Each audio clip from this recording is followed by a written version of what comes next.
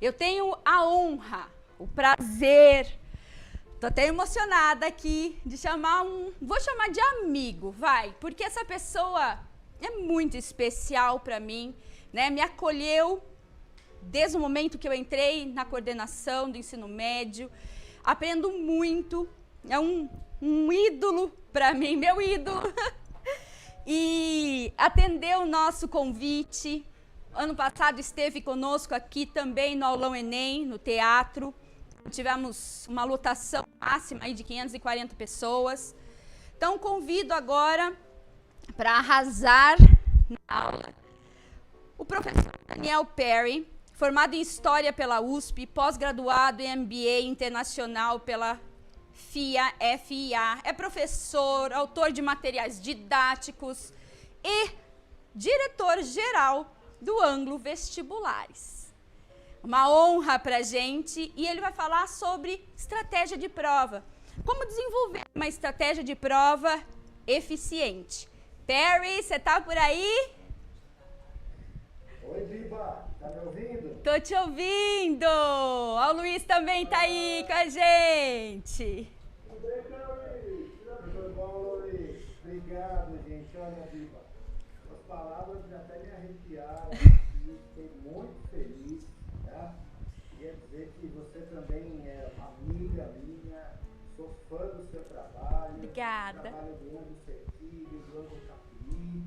Estou muito contente e honrado de mais um ano poder participar com vocês desse evento tão importante para os vestibulandos, tá? Para os alunos das duas cidades, Serquilho e Tatuí, e da região, né? Porque eu vi que tem aluno de Sorocaba, Catanduva, tem gente até de Portugal, né? Tem um ex-aluno até de Portugal. Muito Achei bom. Maravilhoso.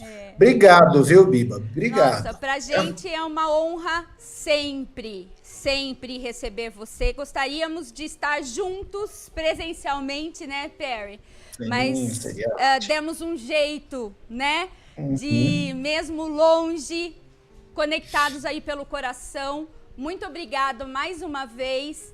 Arrase na sua aula, Obrigado. Como sempre, né? Obrigado, querida, obrigado. Então, na hora que eu puder começar, ok, já está saindo. Tá? Vamos lá. Já está projetado. Até daqui a pouco. Até daqui a pouco, tá?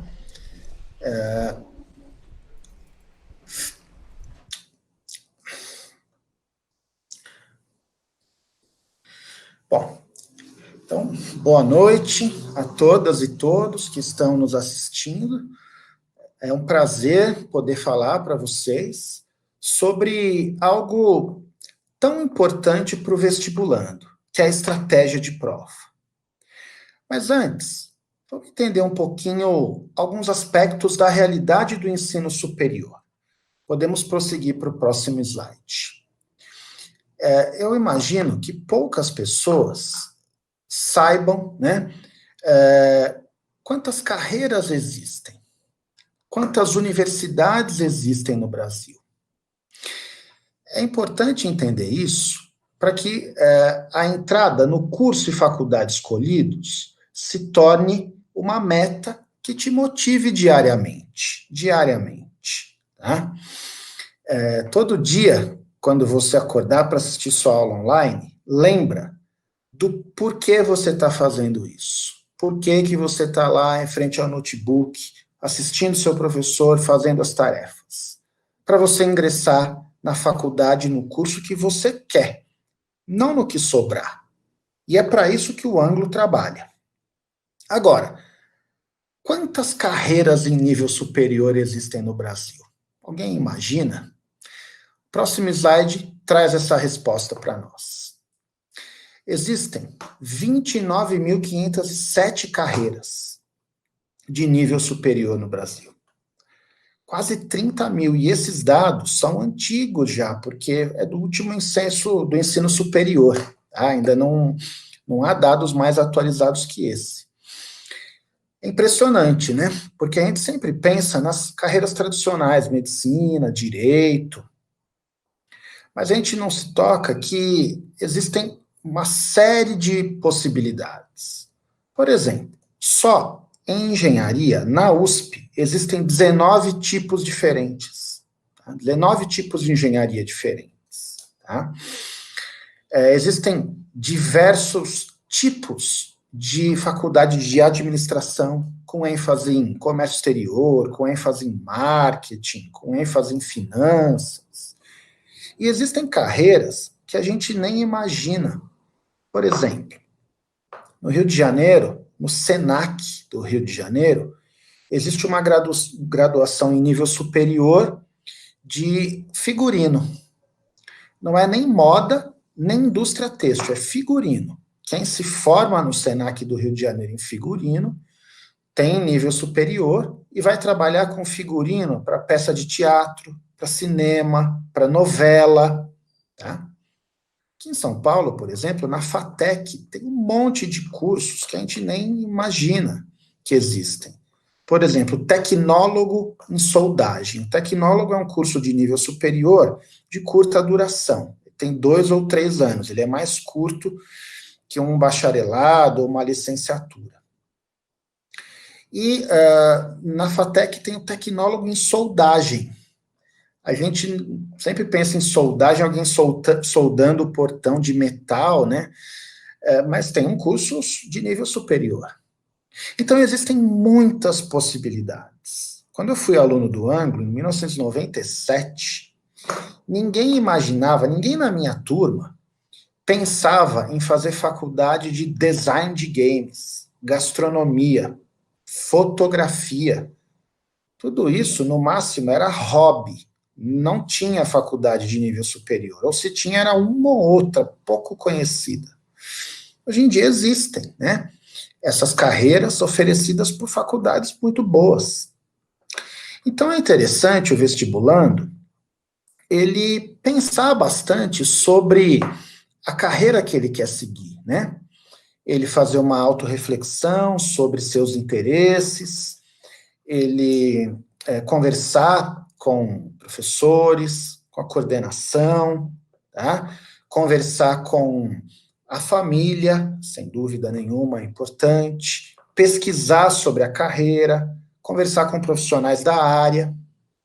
E aí, depois de escolhida a carreira, vem a escolha da universidade. Existem mais de 2.000 instituições de nível superior no Brasil. Tá? Esse número já deve estar aí superando 3.000 hoje em dia.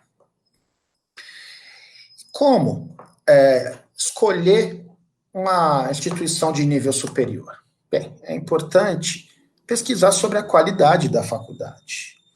Algumas a gente nem precisa falar a respeito, USP, Unicamp, Unesp, mas existem muitas possibilidades no Brasil. Né? Através do Enem, você pode estudar em outros estados, não precisa nem viajar para fazer a prova lá. Né? Quando eu fui aluno, se eu quisesse estudar na Federal do Ceará, que é uma excelente universidade, eu teria que viajar até o Ceará para prestar o vestibular. Então, hoje em dia, com o Enem, você tem muitas possibilidades, né? E isso eu estou falando só de instituições brasileiras, né? O Enem, por exemplo, ele abre as portas para mais de 50 universidades portuguesas, tá? Então, é importante pesquisar sobre a qualidade através de rankings, existem vários rankings, conversando com professores, com a coordenação, com a família, com quem já está na universidade, entra no site da universidade, pesquisa sobre os cursos. Né? Agora, eu tenho certeza que quem está aqui me assistindo quer entrar numa universidade de alto nível. E aí vem os vestibulares. Vamos falar um pouquinho sobre os vestibulares, já no próximo slide. Tá? Hoje em dia existem alguns tipos de vestibulares diferentes. Vestibulares que exigem soft skills. A tradução literal seria habilidade suave, mas é uma tradução errada. Tá? A tradução mais correta de soft skills seria habilidades socioemocionais. Então, há instituições de nível superior que, no seu processo seletivo, desenvolvem provas que vão avaliar a capacidade de comunicação, o pensamento criativo, a resiliência, a liderança, a empatia, a atitude positiva, o trabalho em equipe e a ética no trabalho. Que instituições, por exemplo, organizam processos seletivos que avaliam essas características nos candidatos? O próximo slide traz a resposta. Então, veja, o Albert Einstein, né, que é uma universidade relativamente nova, mas já surgiu, né, com muita qualidade, a GV, o IBMEC, o INSPER, a FACAMP, são universidades que têm, em geral, uma primeira fase nos moldes mais tradicionais, uma prova com questões e uma redação, e uma segunda fase com um tipo de avaliação diferente, que vai, por sua vez, né, verificar as habilidades socioemocionais do candidato. O Einstein, ele desenvolve as mínimas múltiplas entrevistas. Então, como funciona? O candidato chega à faculdade, a prova ocorre na própria faculdade do Einstein, tá? Aqui em São Paulo, na zona sul de São Paulo. E aí, o candidato ele tem que ir passando por salinhas, são 8 salas. Quando ele, né, chega na porta de uma sala, tem lá um informativo sobre o que vai acontecer dentro daquela sala. Ele lê e entra. E aí tem uma situação problema. Exemplo. Às vezes tem lá um quebra-cabeça para ele montar com mais uma pessoa. Essa pessoa é um ator ou uma atriz contratados.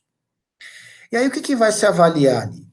Capacidade de comunicação, de liderança, de trabalho em grupo. O ator, muitas vezes, ele pode atrapalhar você, ficar bagunçando o quebra-cabeça. Aí vai ser avaliado sua resiliência, por exemplo.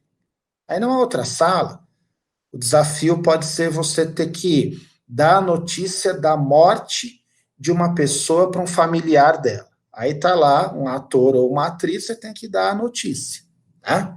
Dentre outras várias possibilidades. Então, essas faculdades, elas trabalham exigindo essas soft skills. Então, essa é uma tendência, isso surgiu nos Estados Unidos, e aqui no Brasil, em geral, algumas universidades particulares exigem isso. Agora, a maior parte das faculdades ainda tem um processo seletivo mais tradicional.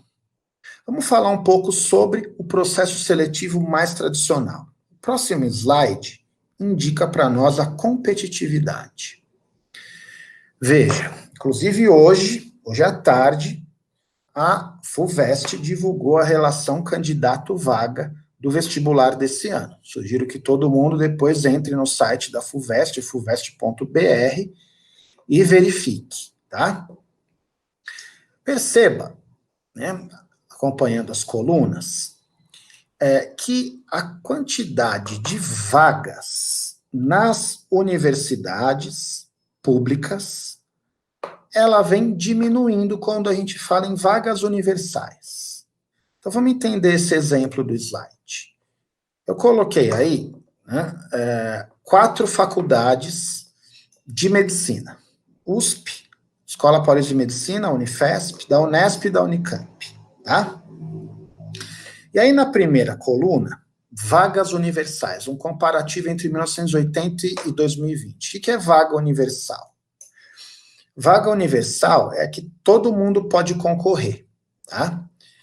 Aí você tem, depois, né, o surgimento das cotas, ok? Então, aí você tem vagas reservadas para cotistas. Então, entre 1980 e 2020, as vagas universais só diminuíram, porque parte das vagas totais estão reservadas para cotistas. Então, em alguns casos, as vagas universais, elas diminuíram 50%, no caso da Unesp, por exemplo. E o que aconteceu com a quantidade de candidatos? Só aumentou. Aí a coluna do meio. Só aumentou. Tá? Por quê? Porque a população nos últimos 40 anos cresceu. Do Brasil, de São Paulo, cresceu também a quantidade de gente terminando o ensino médio. Então, você vai ter mais gente apta a prestar o vestibular. E aí, o que acontece com a relação candidato-vaga? Ela aumenta, tá? Ela aumenta. No caso da USP, hoje foi divulgado, né? Então, a relação candidato-vaga para medicina USP, campus de Pinheiros, aqui na cidade de São Paulo, esse ano vai ser de 218 candidatos por vaga, tá? Então, por que eu trago isso? Porque é importante o vestibulando lidar com a realidade. A pior coisa para o vestibulando é não querer encarar a realidade. E a realidade é de muita competitividade, ok? Agora, vamos trabalhar para superar a concorrência. No próximo slide, eu falo um pouquinho sobre os diferentes tipos de vestibulares. Então, veja. Há vestibulares que são corrigidos através da teoria clássica. FUVEST, Unicamp, todos os vestibulares da Unesp e assim por diante. O que é a teoria clássica? Bom, se você tem uma prova com 90 questões e acerta as 90, você teve 100% de acerto, ou seja, 100 pontos. Se você acerta 45 das 90 questões, você tem 50 pontos, 50% de acerto, tá? Se você não acerta nada, é zero. E no Enem? Tá? No Enem, é essa mesma lógica. A quantidade de acertos, tá? Ela determina a sua pontuação? Sim e não. Sim, porque quanto mais acertos, né, em teoria você tem mais pontos. Mas não, porque o TRI, que é a teoria de resposta ao item, que é a maneira como o Enem é corrigido, leva em consideração a coerência pedagógica. Vamos entender isso a partir do próximo slide, tá? Pode passar. Então, veja. As questões do Enem, elas são calibradas, tá? Então, há uma escala de proficiência de cada questão e elas são calibradas, tá? Ali de 0 a 1000, tá? E aí, as várias questões que compõem a prova, elas são classificadas em níveis de dificuldade. Quer ver? Vamos avançar. Então, você tem lá questões, né? Que valem, por exemplo, menos de 300 pontos, questões que valem 500 pontos, questões com mais de 800 pontos, tá? Então, essa questão, ela é considerada difícil, médio ou fácil, tá? De acordo com uma série de possibilidades, tá? Uma série de aspectos. O próximo slide mostra isso. Pode avançar. Então, veja em matemática, por exemplo. Uma questão que vale 700 pontos, tá? É uma questão, por exemplo, que leva em consideração a capacidade do candidato determinar uma expressão algébrica baseada nos termos de uma sequência de figuras geométricas, quadrados, atendendo a um padrão de formação a partir da relação entre o número de lados e o número de figuras. Então, as questões de matemática vão sendo calibradas de acordo com o que elas exigem. Podemos prosseguir. Tá?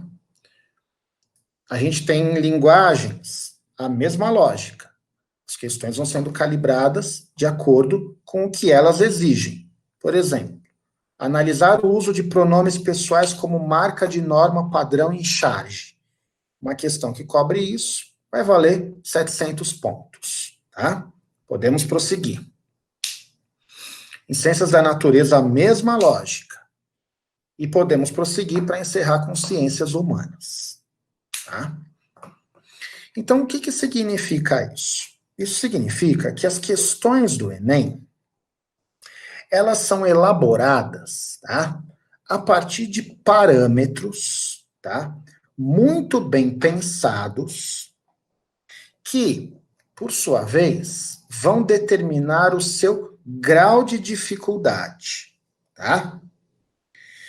E aí, o aluno, ele vai ser avaliado a partir da coerência pedagógica no acerto das questões. Quer ver? Vamos avançar para o próximo slide, tá? Quanto mais difícil o item, mais ele vale, digamos assim, tá? Vamos avançar mais uma vez.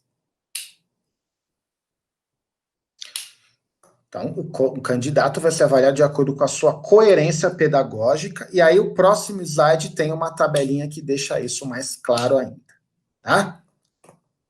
Então, veja. O que pode acontecer no Enem? Uma pessoa pode acertar a mesma quantidade de questões que outra pessoa, mas a nota deles pode ser diferente. Por quê? O que tem a nota mais alta apresentou mais coerência pedagógica do que aquele que teve a nota mais baixa. Próximo slide é ainda mais claro quanto a isso. Então, olha só, tem 4 exemplos aí, tá? Isso foi retirado do próprio site do MEC e NEP. O Arnaldo, Bernardo, Cernaldo e o Dernaldo. Então, olha o Arnaldo. O Arnaldo acertou todas as questões fáceis e parte das médias. Nota 610. O Arnaldo foi muito coerente na prova dele, tá? Por quê? Porque o Arnaldo, ele não entendia algumas questões, ele não conseguia resolver algumas questões difíceis. Não conseguiu.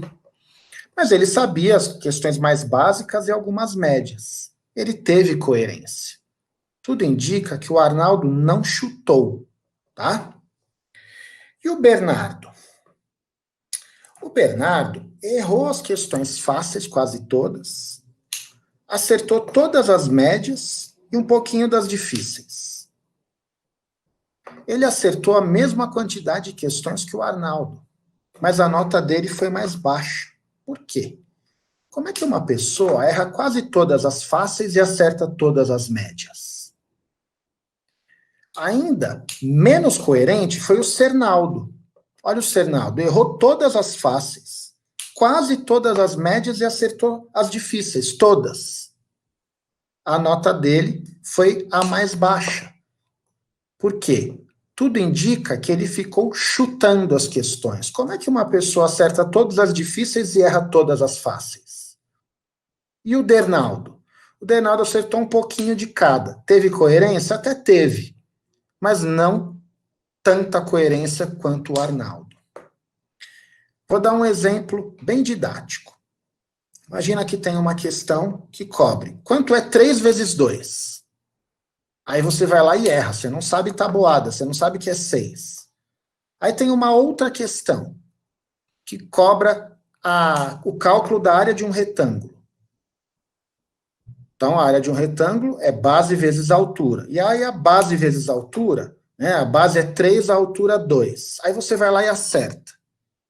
Como é que você acertou uma questão que exigia conhecimento de tabuada e conhecimento da fórmula de cálculo da área de um retângulo e errou uma questão mais fácil, que exigia só tabuada? A teoria de resposta ao item vai identificar que você não está apresentando muita coerência. Então, a sua nota vai ser mais baixa, tá? Muito bem. Posto isso, como desenvolver uma estratégia de prova para ir bem no Enem e também bem nos demais vestibulares? É o que eu falo a seguir. Podemos prosseguir, por favor. Tá? Bom, agora a gente começa a montar a estratégia de prova. Então, eu vou pedir para vocês anotarem o que eu for falando, tá? É importante, antes do simulado, né, antes da prova, né, você criar uma rotina. Em que sentido? É importante você separar o material que você vai usar no dia seguinte, separar a roupa que você vai usar no momento da prova, tá? Tem que ser sempre uma roupa confortável. Separar documento, separar bebida que você vai levar para a prova, comida que você vai levar para a prova. É importante que você durma bem. Se você está acostumado a dormir tarde, não adianta você ir dormir muito cedo, porque você vai acordar no meio da noite, tá? Se você está acostumado a dormir cedo, você também não vai dormir muito tarde, você vai ficar com sono. Vá dormir num horário equilibrado para você. Importante que você tenha um bom sono, né? E aí você vai mentalizar a sua estratégia de prova no dia anterior a ela. E como é essa estratégia de prova, tá? Vamos prosseguir. Bom, a estratégia é um conjunto de critérios para resolução eficiente de uma prova, tá? E você vai usar os simulados para testar essas diferentes estratégias. Daqui em diante, né, é o período de revisão. O que eu recomendo?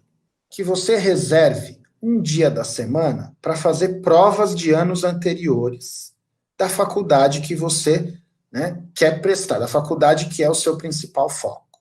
Então, por exemplo, todo sábado ou todo domingo, você reserva um tempo para fazer provas. E nessas provas, você vai pôr em prática a estratégia. Vamos prosseguir, que a gente continua aprofundando isso. Em primeiro lugar, é importante você escolher a ordem das matérias, tá? Então, você tem que definir uma ordem. É muito ruim chegar na prova e fazer a prova de acordo com a ordem que vem, né, a ordem das matérias que a prova vem, tá? Ou então você não ter uma ordem e fazer aleatoriamente. Defina anteriormente, ok? O que eu sugiro? Que você comece por uma matéria intermediária, que não é a matéria que você vai tão bem, nem a matéria que você vai tão mal, tá? Por quê? Porque se você resolve começar por uma matéria que você gosta, que você vai bem, aí você dá o azar daquele ano, tá muito difícil, né? Tá muito difícil a prova. Vamos supor, você vai bem em história. Você resolve começar por história, que é a sua matéria preferida. Só que aí você dá o azar da prova de história, tá muito difícil. Isso vai te abalar psicologicamente, tá? Então, é melhor começar por uma matéria intermediária, tá bom? E aí você vai alternando humanas e exatas. Por quê? Porque se você fizer tudo de humanas antes, sobra só conta no final, você vai se irritar. Se você faz tudo de exatas antes, sobra só texto no final. Então, começa por uma matéria intermediária e vai alternando humanas e exatas. E aí, na sequência, você vai fazer, né, as questões mais fáceis primeiro e depois as mais complexas, seguindo a lógica do pega-varetas, né? Aquele joguinho de varetas coloridas, em que se espalham as varetas, cada uma vale um ponto, e você tem que ir retirando as varetas do monte sem esbarrar uma na outra. Os jogadores começam por quais? Pelas varetas mais fáceis, que estão soltas. É assim que você vai fazer na hora da prova. Você vai, digamos, começar por biologia. Leu a primeira questão, viu que é fácil? Resolve na hora. Vai para a próxima. Viu que é fácil? Resolve na hora. Vai para a próxima. Percebeu que vai demorar, que é complexa, que é difícil? Faz uma marcação, um asterisco, uma flechinha e pula. E assim por diante. Então perceba, essa estratégia, ela faz com que você garanta tudo que é fácil para você primeiro, tá? E aí você vai acumulando pontos. Você tem que sair da prova com a sensação de que resolveu tudo que você sabia. Porque a pior coisa do mundo é conferir o gabarito e perceber que você não conseguiu fazer questões que você conseguiria porque não deu tempo. Vamos prosseguir para os elementos finais dessa estratégia, tá? Muito comum a questão emocional, né? Ansiedade, branco, bloqueio. Olha, todo mundo vai estar ansioso na hora da prova. Todo mundo vai estar ansioso. É natural. Se ocorre durante a prova, pula a matéria, às vezes é uma matéria que está te atravancando. Pula, vai para outra, tá? Se continuar o branco, levanta, vai até o banheiro, lava o rosto, respira, tá? Respira. Faz um exercício respiratório. Inspira por 4 segundos, segura o ar por 4 segundos e expira por 4 segundos. Isso vai te dar tranquilidade. Tá? Pode acontecer de você não estar num bom dia. Ok, faz uma pausa, se respeita, acontece, né? E o tempo? O tempo é importante que você controle por hora. A cada hora, 20 questões. E o momento decisivo para isso é a primeira hora de prova. Tá? Você terminou a primeira hora, quantas questões você fez? Você tem que ter feito 20 questões. Resolveu 20 questões? Tá ótimo. Resolveu umas 17? Tá ok. Mas se você tiver resolvido 10 questões apenas, isso significa que você está perdendo tempo com questões muito difíceis antes do momento certo. Ok? Então, dessa forma, né, você vai ter uma estratégia de prova bem montada. Vou repetir aqui os elementos mais importantes para a gente finalizar, que deu a hora, né? E daqui a pouco vocês vão ter um outro palestrante. Olha, tem uma rotina pré-prova, ok? Uma rotina pré-prova, tá? Durma bem, mentalize sua estratégia de prova. Você tem que ter uma ordem de matérias que você vai seguir e seguir essa ordem. Não começa por uma matéria fácil, começa por uma intermediária e vai intercalando humanas e exatas. Então, começou por biologia, vai para química, depois português, depois matemática, depois história, vai intercalando para não ficar cansativo. Resolva as questões fáceis primeiro e depois as questões difíceis. Resolveu todas as fáceis para você? Passa para o gabarito, ok? Passa para o gabarito, tá? É ruim deixar para passar para o gabarito tudo de uma vez, ok? Resolveu as fáceis, passa para o gabarito e aí vai lutar com as questões mais complexas. Peraí, quantas questões fáceis há numa prova? Depende. Para alguns alunos tem 50, para outros 10. Não importa. O que importa é você resolver tudo que é fácil para você primeiro, tá? Muito bem.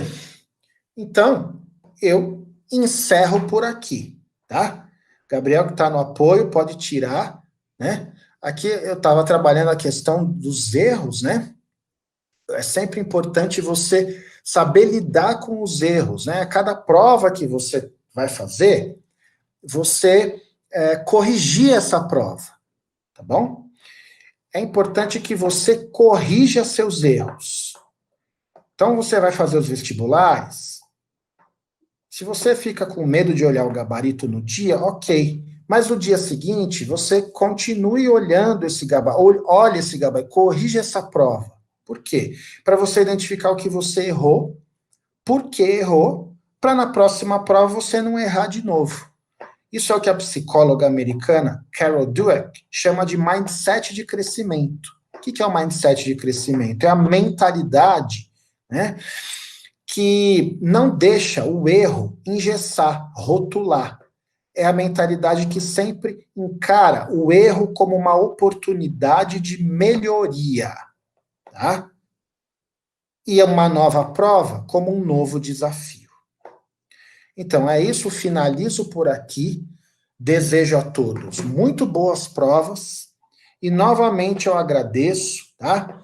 Ao Ângelo Cerquilho, a Eliane, a Biba, ao Luiz, a todo mundo. Muito obrigado pela oportunidade. Espero que eu tenha ajudado, tá? Terry, muito obrigada a você por essa incrível aula. Você vai ver minhas postagens aí de fã. Fiquei aqui aprendendo muito com você. Você sabe o meu carinho. E Deus abençoe mais uma vez, assim, a sua vida, né? Digo isso porque, sabe, a gente está aqui numa cidade de interior, né? E a gente sabe que grandes coisas acontecem em São Paulo, mas é muito legal quando a gente percebe que a gente também pode chegar lá, né? E é por isso que a gente compartilhou com você até o Leão, né? Que nós recebemos este ano. Nossas aprovações têm sido, assim, muito legais. Muito boas, muito boas. E você contribui muito para tudo isso, né, Luiz?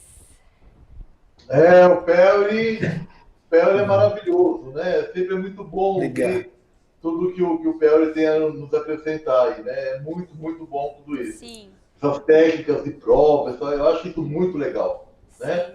Sem dizer a pessoa que ele é, a pessoa assim, maravilhosa que é, e sempre é bom estar com ele, entendeu? Sim.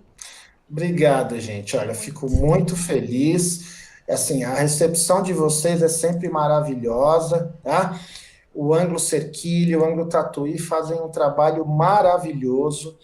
Assim, quem estuda nessas duas escolas é assim, um sortudo, um privilegiado, tem que aproveitar muito todo esse trabalho.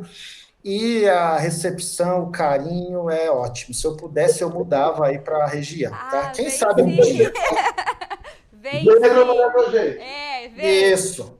Me dá umas aulinhas. E sim, com todo prazer. E, Perry, assim que essa pandemia for embora, se Deus quiser, logo, a gente aguarda você mais uma vez aqui em Cerquilho, em Tatuí, para tomarmos um café juntos, tá bom?